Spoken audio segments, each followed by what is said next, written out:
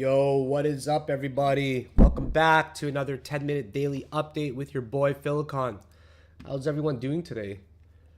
You guys are probably wrecked, just like me. There's no other way around it.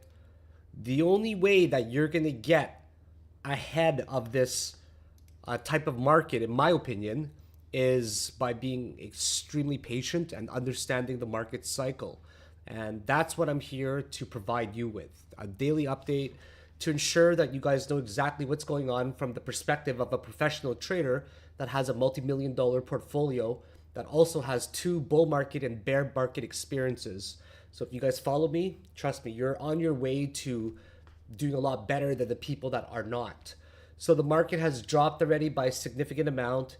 If you guys have been following my videos for the past few days, you will also know that this drop was expected by me. And sometimes these tests are mandatory before we can get to a higher price point. So for example, I just posted yesterday over here, another huge buying opportunity is coming up. And then I'm talking about how there's just bearishness, right? Just in general, bearish pressure. 2 days ago, I posted a break below 60,800 is very likely. I don't expect much to happen till Q3. So for the past while, I have been fairly accurate on a higher time frame. Do I still day trade? No, I definitely don't day trade right now because of two reasons. One, my portfolio is huge. Two, the market is not bullish. So we've missed out on the opportunities to trade up until March the 14th. So since that major drop, there hasn't been a lot of options. And I know based off of two things how the market is, okay? So the first thing that I use to gauge is going to be my bot. So my bot has been losing. It's down about 4% since March the 14th. So that's actually really good, losing only 4% since the major drop for about a month and a half now. Because I only started running this bot after that bearish drop as well. So it just goes to show that in a bullish market, this $100,000 bot account that I have, it's probably going to perform extremely well. So just think about it. It's only losing 4K in a very bad market. Imagine how well it's going to do in a really good market. I've set up multiple parameters to stop myself out quickly and only focusing on the trades that run. So that's one way that I gauge the market. The second way that I gauge the market is going to be my portfolio. So my portfolio has dropped from 5.4 mil to about 4.5 mil in the past few days alone. So it lost about, we'll just say about $1 million in 7 days, which is significant considering at the peak, it was actually at about 7 mil. So it's now down to 4.6. But another thing we have to remember is that once you have a pretty decent entry, which I do, and you have lost a significant amount already, the chances of you losing a lot more is difficult because you have to think about the percentages, okay? So the percentages from when I first entered and it drops to the downside, right? It can only go so much in terms of dropping down. Like once you get to like 50%, it's so much harder for crypto to lose that much market cap and for our coins to lose even more value. So for example, if a coin drops from like $10 to $5, okay? Well, from $10 to $5, my cats are going crazy. Sorry, give me a second, guys. Are they okay? Yes. Sorry, my cats are being fed right now and I'm live streaming, so I'm just gonna give it like a second for them to be done. Okay, so for example, from $10 to $5, that's a 50% drop, right?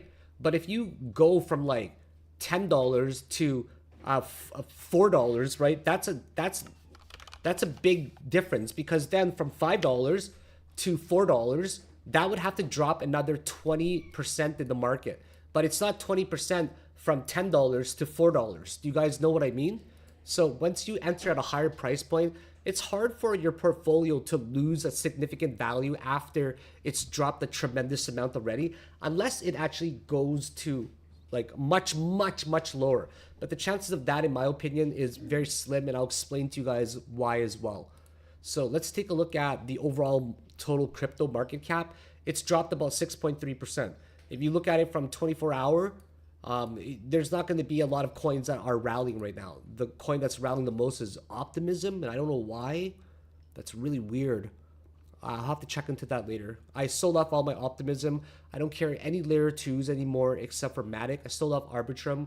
I'm not going to be holding any layer 2s because, except for Matic, because when you think of the potential in AI and in gaming as well, it has a much more significant chance of reproducing huge ROIs. So let's take a look at the bull market support band, which was the title of this video, and we'll just take a look at it from the perspective of even in the bull market in 2012 leading up to 2013. Okay, so you can see that in the bull market support band, which is the 20 weekly moving average and the 21 exponential weekly moving average. You guys can find the bull market support band by going to your indicator, bull market support, typing it in here, and it's the first one right here, okay, by ZK Dev. 20-week SMA, 21-week EMA. So what this does is it doesn't matter what time frame you go on. You can go to the 2-day, you can go to the weekly, or even the daily. It's always going to overlay the weekly one for you, okay? It's always going to overlay the 20 SMA and the 21 EMA on the weekly time frame, regardless of what time frame you're looking at. So you can see that in a bull market, we tend to generally be very bullish and the price supports above it. There are periods where it hovers, okay, right between these points, okay? And there are periods where it's significantly below it as well in a bear market. But you can see that every time it gets to near the bull market support band, when we are in a bullish market, the price tends to stay above it. And then eventually what happens is this, right? We stay above it, and then it gets to the all-time high, okay? And then it just gets to the all-time high, and then it keeps running eventually, right? It might go below it a few times, but once it breaks far away from it, it snaps back to it. And then eventually it just keeps running. And you can see the trend how in the bear market, okay? Like, for example, during these periods over here, it definitely does stay below it. But eventually, in 2016, once it does cross back over for the beginning of the bull market, it's the best times to buy every time. You need to let this period consolidate where it stays below the bull market support band. But once it does that, which is usually a period of about 400 days, that's how long it takes Bitcoin to find the bottom from the all-time high to the very bottom. For the past 2 cycles, it was roughly 400 days and an average of about 75% drawdown. So the past few bear markets lasted about 85% drawdown, but this bear market lasted only a 72% drawdown. So you can see in the bull market how this is consistently the best times to buy. Every time it gets to this bull market support band, it's the best time to buy. And then eventually, right, it just keeps going. You guys are seeing the same pattern. And then eventually after Bitcoin trends for a period of somewhere between 500 to 550 days, it hits a peak and then it snaps back. Don't make that common mistake of believing that it can always go to the upside. That is not true. And then what you're seeing again is that bear market where it's staying below the bull market support band, right?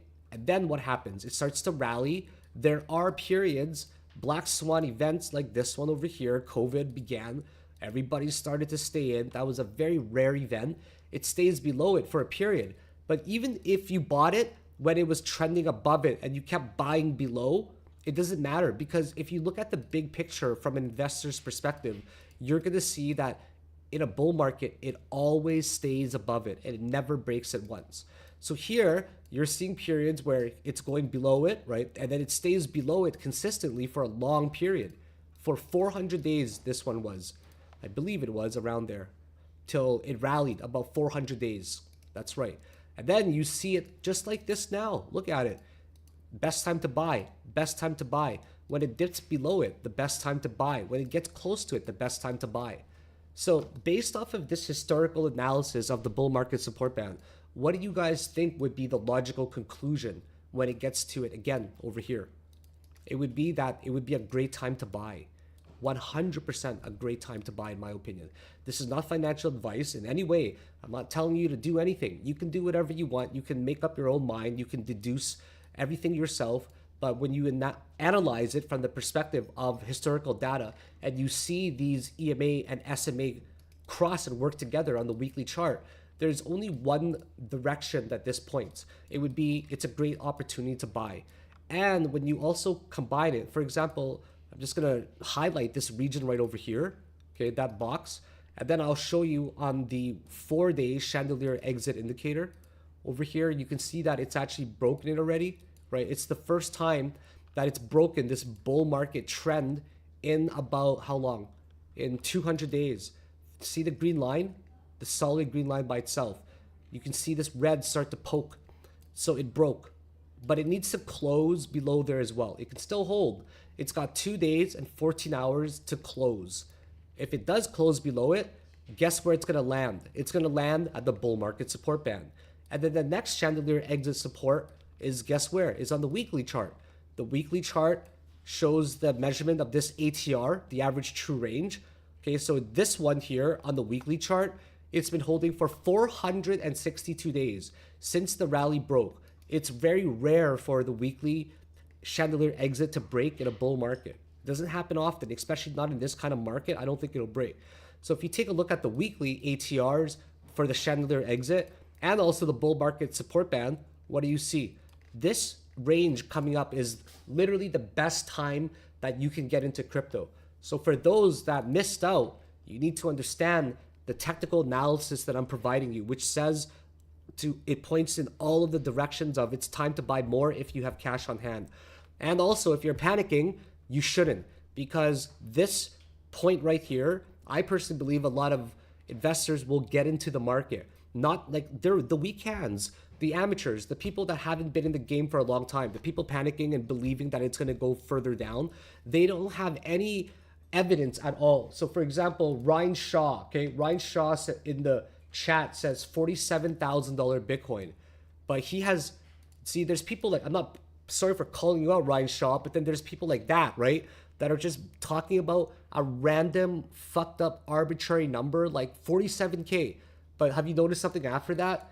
There's no reasoning after it. Like he just throws out a random thing like, oh, 47K, oh, 36K. But there's like not a single shred of evidence that he can provide why he thinks it would be 47K.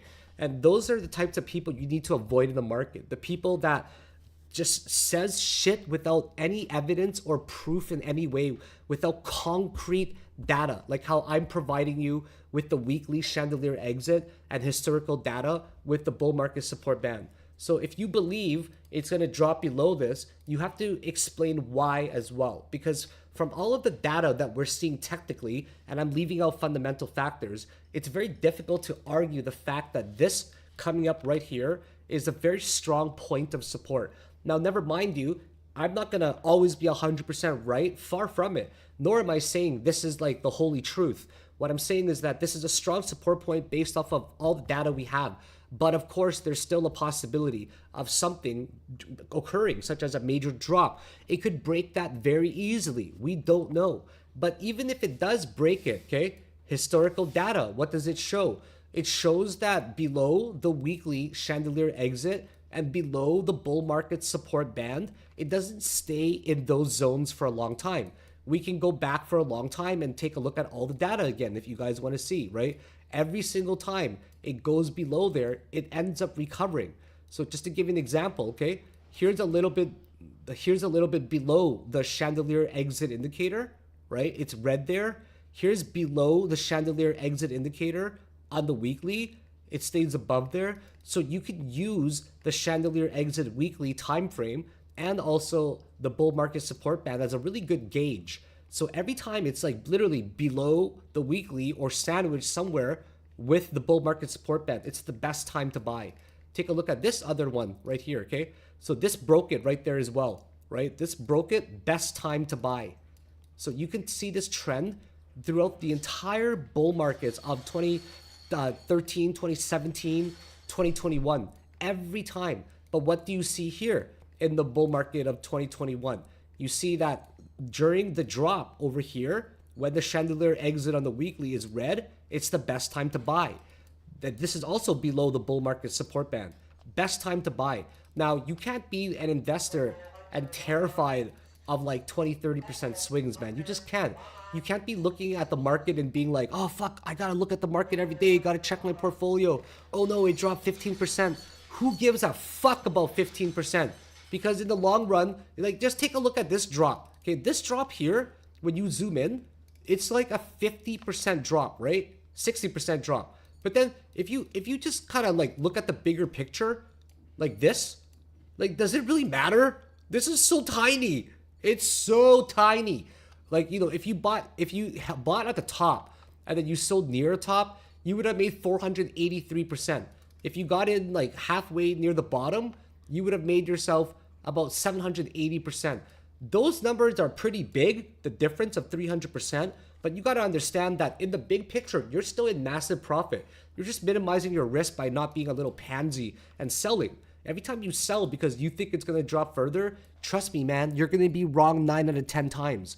So even if this right here is not the bottom, even if it drops a little bit lower, who gives a fuck? Just buy, you know?